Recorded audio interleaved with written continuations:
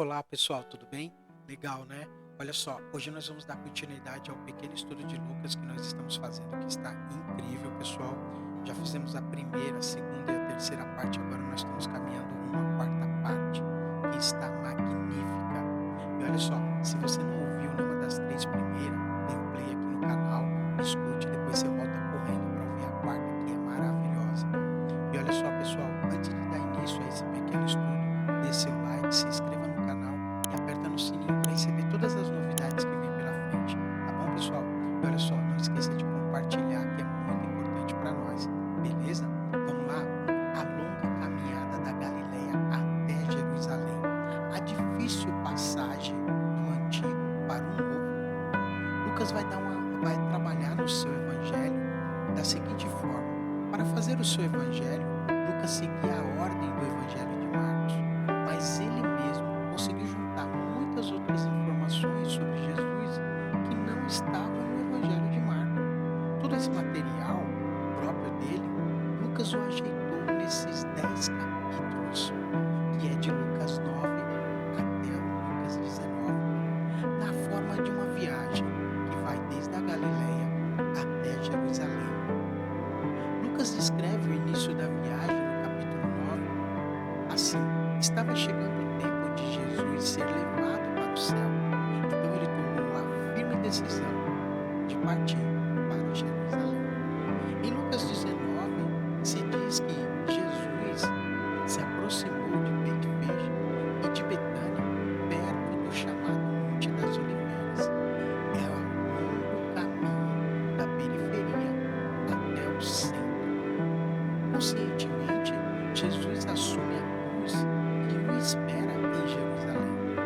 Por meio desta maneira de apresentar os fatos em forma de uma longa viagem, Lucas envolve seus leitores e nos convida a acompanhar Jesus em direção a Jerusalém. Sabendo que ele vai ser morto, é como se Jesus nos dirigisse um convite. Você quer vir comigo? A cruz aparece no horizonte e Jesus decidiu ir a Jerusalém, onde seria morto. Nesse estudo, veremos de perto o significado dessa longa caminhada da Galileia até Jerusalém. Para compor o seu evangelho, Lucas seguia a sequência do evangelho de Marcos. Aqui e acolá, ele introduzia pequenas diferenças ou mudava algumas palavras para que os tijolos tirados de Marcos se adaptassem ao novo quadro que ele, Lucas, imaginou para o seu livro. Além do evangelho de Marcos, Lucas teve acesso a outras fontes, pesquisou outros livros e consultou testemunhas oculares e ministros da palavra. Ora, este material sem paralelo no evangelho de Marcos, Lucas o organizou na forma de uma longa viagem de Jesus. E desde a Galileia até Jerusalém, a descrição dessa longa viagem é o assunto desse estudo que nós vamos fazer, que se inicia em Lucas 9:51 até Lucas 19:28. Peregrino nas estradas de um mundo desigual, Lucas vai trabalhar de uma forma intensa e magnífica. Esta longa viagem de Lucas, desde a Galileia no norte até Jerusalém no sul, ocupa quase 10 capítulos, uma terça parte de todo o evangelho de Lucas. Logo no início desta viagem, Jesus ultrapassa os limites da raça dos judeus, pois sai da Galileia e entra no território dos samaritanos, para anunciar ali a boa nova do reino de Deus. Ao longo dessa viagem, aparece com maior clareza alguns temas e motivos que caracterizam o evangelho de Lucas. Por exemplo, a ternura e a misericórdia de Deus, o seu amor pelos pobres e excluídos, a radicalidade das exigências do evangelho com relação à justiça social, o relacionamento de Jesus com as mulheres, a a oração na vida de Jesus, o seguimento de Jesus e suas exigências. Aparecem também com maior frequência os conflitos com as autoridades religiosas, pois a experiência que Jesus tinha de Deus como Pai amoroso levava-o a acolher como irmão e irmã as pessoas que eram excluídas, como impura e pecadores, pela religião oficial, leprosos, doentes, pagãos, mulheres, crianças, físicos, deficientes físicos, pessoal, prostitutas, publicanos e por aí vai. Esta está acolhida à fraterna sem o preconceito era o motivo dos conflitos, pois isso as autoridades religiosas e civis decidiram matá-lo. A cruz aparece no horizonte e o aguarda lá, em Jerusalém. Jesus sabe que vão matá-lo, mas ele não volta atrás, continua fiel ao Pai e aos pobres e excluídos. Ele assume a cruz que o espera na capital. A cruz é a marca da longa caminhada até Jerusalém. Constantemente, por 15 vezes ao longo da viagem, Lucas lembra ou sugere que Jesus está a caminho de Jerusalém. E mesmo depois que Jesus chegou em Jerusalém, Lucas mantém a caminhada de Jesus em direção ao centro, que é o templo. Assim, do começo ao fim, aparece com clareza o objetivo da viagem. Jesus está indo para Jerusalém para mostrar que a sua maneira de interpretar o projeto de Deus é diferente da interpretação dada pela religião oficial. A ida para Jerusalém é vista como o êxodo de Jesus. No Antigo Testamento, é Moisés quem conduziu o primeiro êxodo, tirando o povo da opressão do faraó. A ida para Jerusalém é vista como êxodo de Jesus e também como a assunção ou arrebatamento de Jesus. No Antigo Testamento é o profeta Elias que foi arrebatado para o céu, pois isso Moisés e Elias aparecem com Jesus no Monte da Transfiguração. Para Lucas, Jesus é o novo Moisés, que vem tirar o povo da opressão da lei. É o novo Elias que vem preparar a chegada do reino. Essa longa e dura caminhada da periferia para a capital é uma forma que Lucas expressa muito bem em seu evangelho. Por meio dessa apresentação dos fatos em forma de uma longa viagem, Lucas envolve seus leitores e nos convida a acompanhar Jesus em direção a Jerusalém. Sabendo que ele vai ser morto, é como se Jesus nos dirigisse um convite e nos dissesse: você quer vir comigo? Como diz o nosso canto, eu vim de longe procurando o meu caminho. Foi difícil a viagem até aqui, mas eu cheguei. A descrição da longa viagem de Jesus para Jerusalém não é só um recurso literário de Lucas para introduzir o material que ele tinha de próprio. Ela reflete também a caminhada concreta das comunidades da Grécia, para as quais Lucas escrevia o seu evangelho. O problema das comunidades era a seguinte: o evangelho, a boa nova de Jesus, nasceu no mundo rural da Palestina e chegou inicialmente ao redor das sinagogas na terra de Jesus, marcadas pela cultura semita do povo hebreu, mas as comunidades vivem na Grécia, onde a cultura é outra. Nelas havia muitos cristãos, tanto os judeus como os gregos, que no dia a dia da sua vida estava fazendo uma longa e difícil viagem, a saber, passar da cultura do mundo rural da Palestina para o mundo cosmopolita da cultura grega. Sair de uma comunidade que surgia ao redor das sinagogas espalhada pela Palestina para comunidades que se organizavam nas casas dos povos. Nas periferias das grandes cidades da Ásia Menor e da Europa estava a passagem da Palestina para a Europa. Era marcada por uma forte tensão entre os cristãos vindos do judaísmo e os novos que vinham chegando de outras etnias e culturas.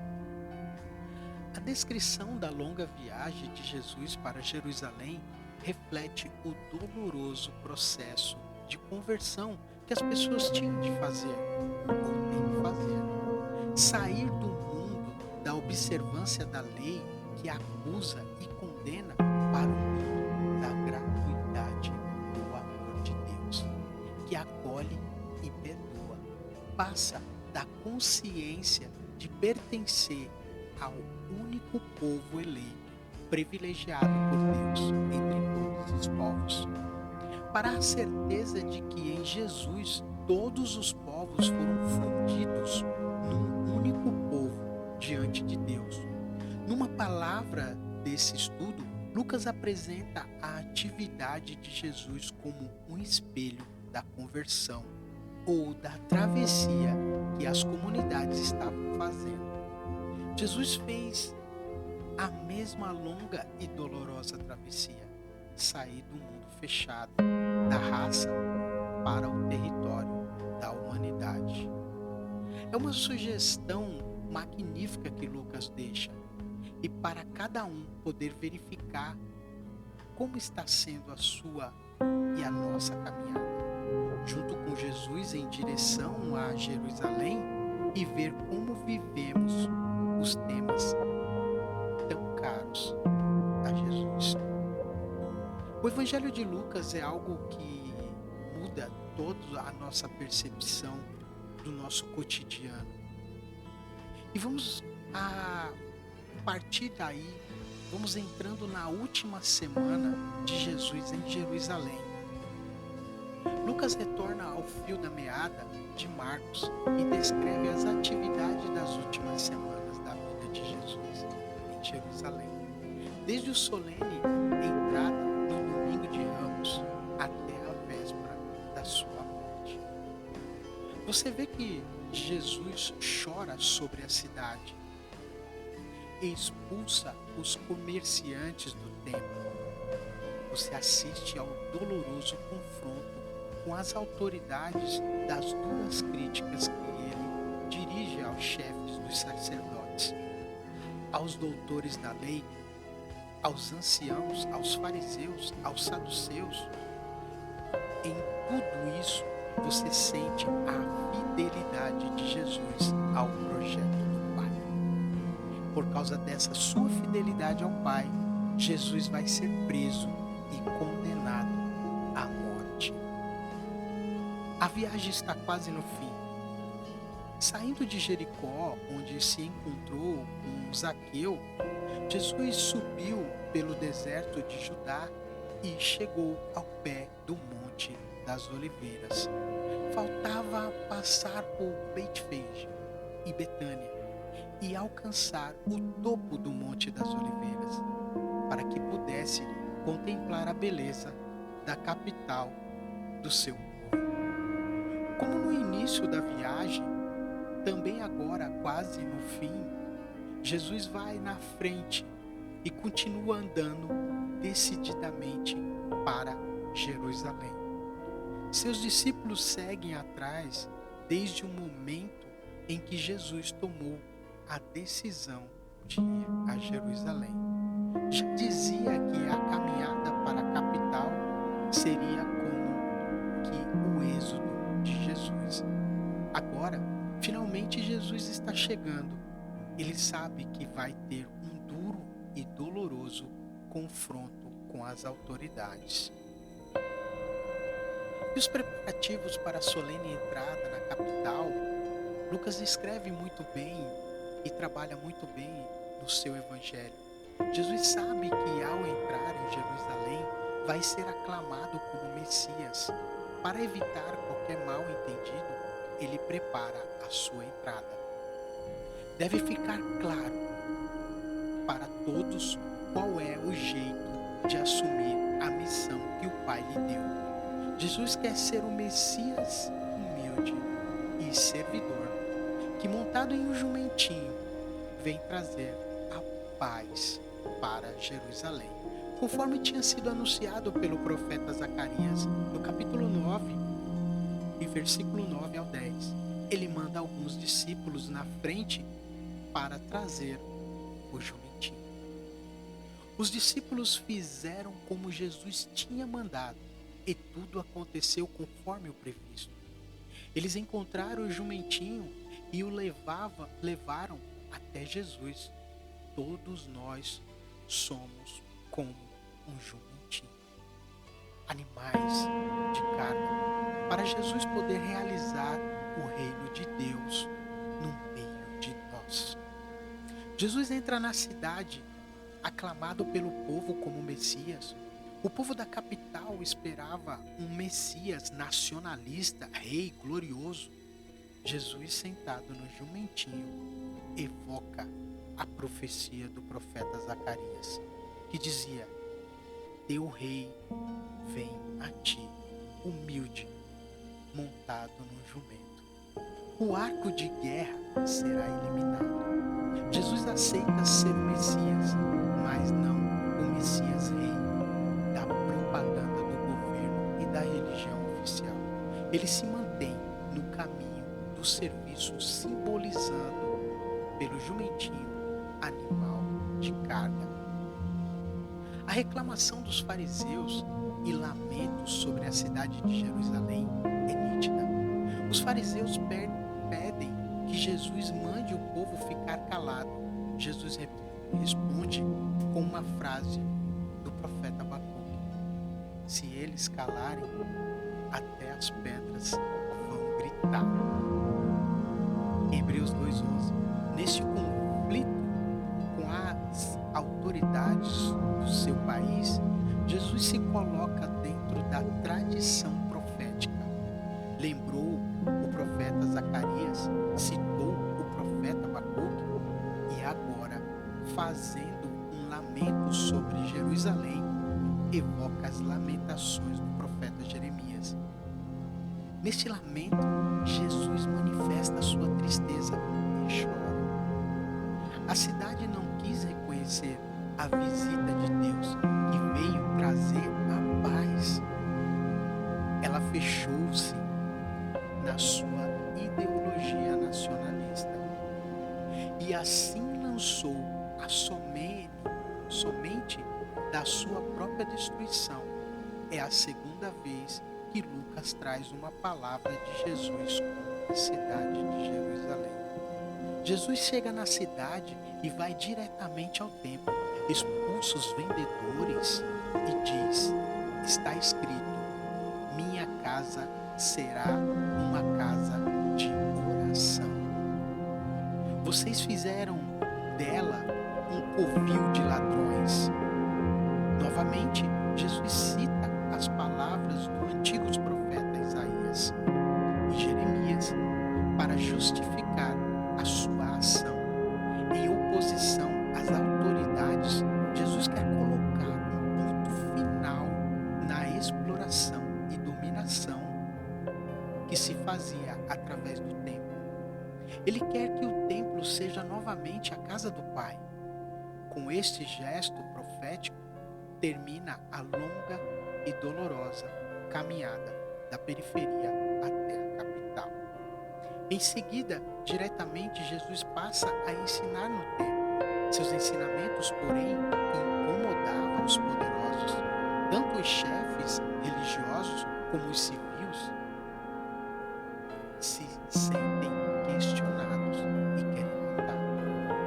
Mas o povo o escuta fascinado. No tempo de Jesus havia entre os judeus uma grande variedade na esperança messiânica.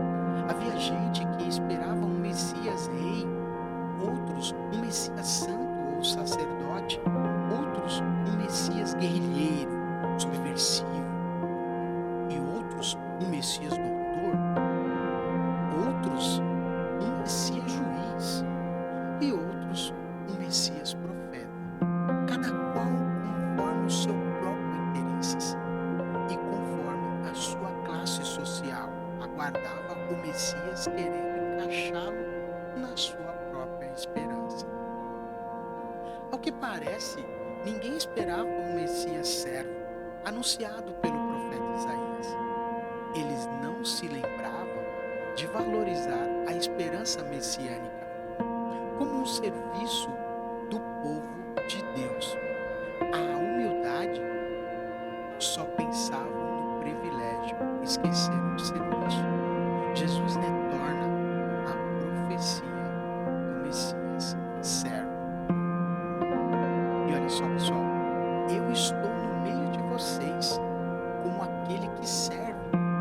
Na festa de Páscoa, o povo romeiro vinha caminhando dos lugares mais distantes para encontrar-se com Deus no templo. O povo do interior, quando vinha fazer suas romarias e devoções na capital, observava a beleza do templo, a firmeza das muralhas e a grandeza das montanhas ao redor.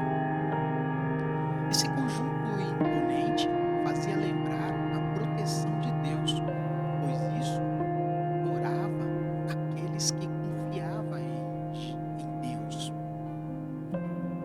São como o monte de Sião, ele nunca se abala, estava firme para sempre. Jerusalém é rodeada de montanhas, assim Deus envolve o seu povo desde agora e para sempre. Mas em Jerusalém estava também a sede do governo, o palácio dos chefes e a casa dos sacerdotes e doutores. Todos estes diziam que exercia o poder em nome de Deus. Na realidade, muitos deles exploravam o povo com tributos e impostos. Usava a religião como instrumento para enriquecer e para fortalecer a sua dominação sobre a consciência do povo. Transformaram o templo, a casa de Deus, num covil de ladrões. Uma contradição pesava sobre o templo. De um lado, lugar de encontro e de restabelecimento da consciência e da fé, e de outro lado, fonte de alienação e exploração do povo. Muito triste isso, pessoal, mas Lucas descreve com clareza e simplicidade. Nós vamos parar essa quarta parte por aqui e vamos retornar com a quinta parte. Não perca, dê seu like, se inscreva no canal e aperte no sininho para receber todas as informações. Compartilha, pessoal, e dê o seu comentário e dê sugestões de estudo que nós traremos especialmente para vocês. Amém? Fica com Deus.